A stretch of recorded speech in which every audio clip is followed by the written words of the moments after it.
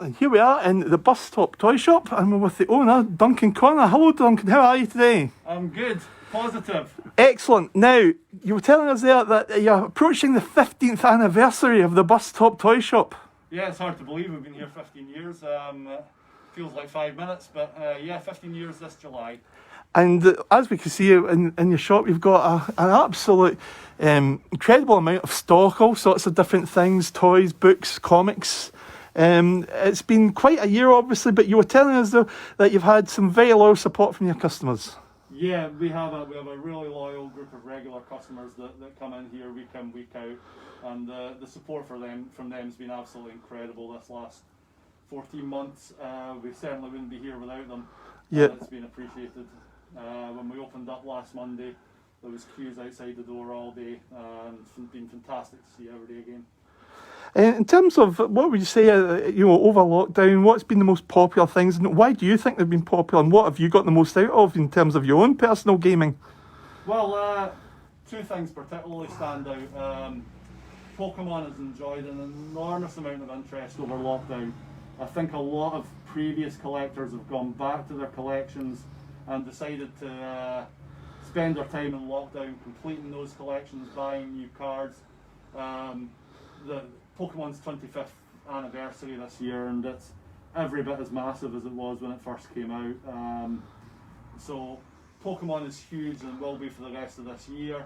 The other one, far more traditional one that we've seen a massive amount of interest in is Airfix models. Again, as people have been spending more time indoors, they've gone back to perhaps more traditional pastimes, and there's been an absolute explosion in interest in building Airfix kits again.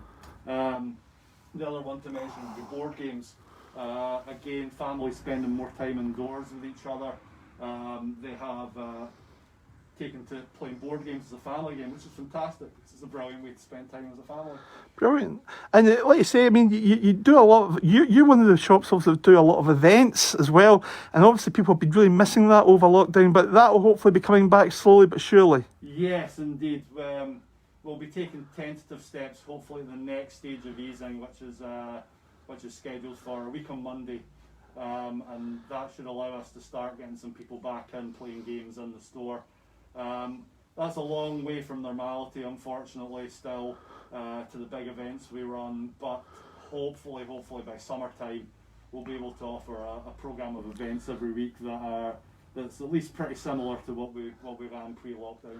And obviously one thing as well is, I mean, we're chatting there as well, I mean, obviously the importance of kind of mental health at the moment. Obviously we've been going through a very sadly a COVID pandemic, which has been tragic for many people, but it's also had the mental health concerns. How important is gaming in today's new kind of normal? Well, we talk about people's third space, the place they go that is away from their work life and their home life. And so for some people that might be a trip to the cinema, or a trip to the pub, or a trip to the football stadium on a Saturday afternoon. For gamers, it's coming to the local game shop to play games. And that all these things are incredibly important for people's mental health.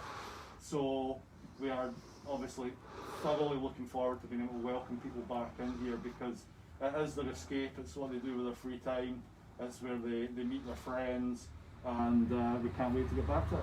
Okay, well, all the very best, Duncan. Thank you. You're absolutely welcome, Colin. Thank you. Thank you.